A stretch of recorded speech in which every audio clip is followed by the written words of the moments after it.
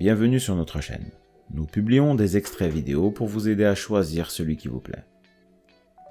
Pour savoir comment télécharger ce livre audio gratuitement, ou un autre de votre choix, n'hésitez pas à cliquer sur les liens en description.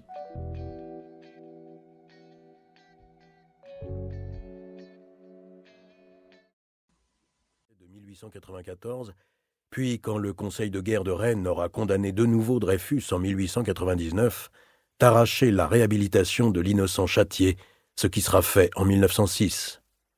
Pendant toutes ces années, jour après jour, il fustigera l'aveuglement des mauvais juges, la lâcheté des gouvernants, l'ignominie des antisémites, la frénésie des adulateurs de la caste militaire. Il ne faudra pas moins de 7 volumes pour réunir ces articles, qui sont autant de flèches contre le mensonge et la lâcheté, un des grands monuments de l'affaire.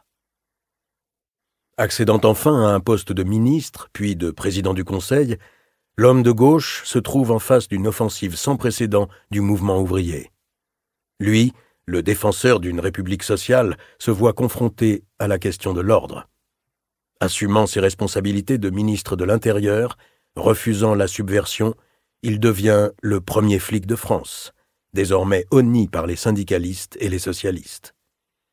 Son ministère dure près de 3 ans, l'un des plus longs de l'histoire de la Troisième République. Quand il est rejeté en 1909, il n'a pas pour autant fini sa carrière. À 76 ans, en pleine guerre mondiale, alors que la France est au bord de l'abîme, il est appelé comme un suprême recours. Il fera donc la guerre, rien que la guerre, toute la guerre.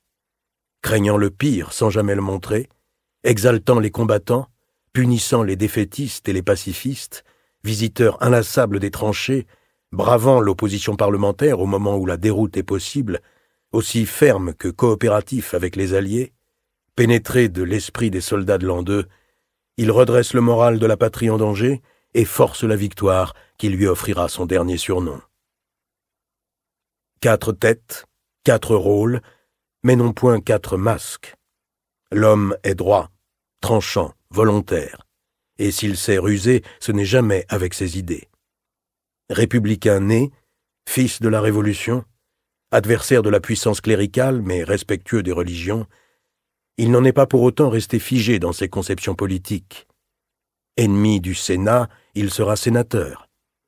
Adversaire de la présidence de la République, il n'a dû qu'à l'ingratitude des parlementaires de ne pas être élu à la tête de l'État en 1920.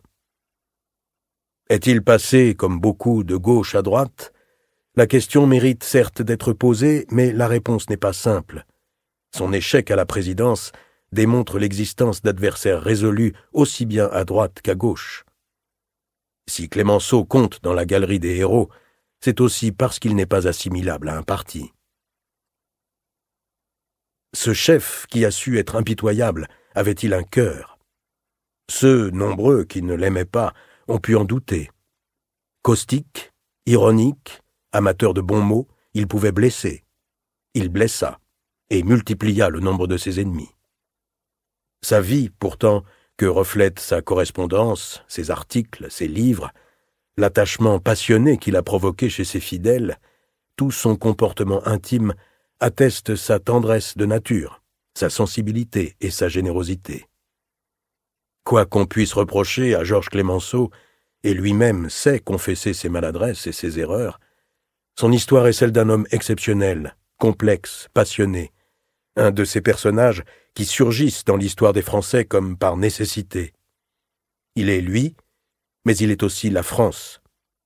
Parisien de Vendée, Vendéen de gauche, homme de gauche détesté par la gauche, athée communiant dans la religion de la République, politicien qui aime les livres et en écrit, frère et admirateur de Claude Monet, qu'il sait pousser jusqu'à la limite de son art, il ne cesse d'étonner l'historien qui le suit dans les méandres de sa vie pleine, contradictoire, heurtée, traversée d'échecs et promise à la gloire.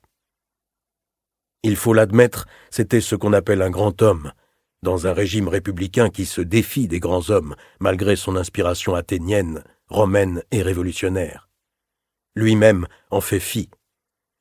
Ce n'est pas le moindre des paradoxes qu'il y a toujours eu en lui un esprit libertaire et un contempteur de l'autorité, alors qu'il passe pour un parangon d'autoritarisme. Le mépris des honneurs s'allie à la foi patriotique de ses ancêtres.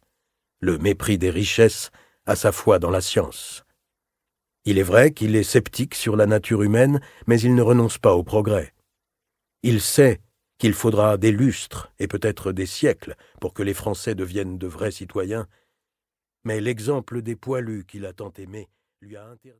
Si ce livre vous a plu, vous pouvez alors le télécharger gratuitement.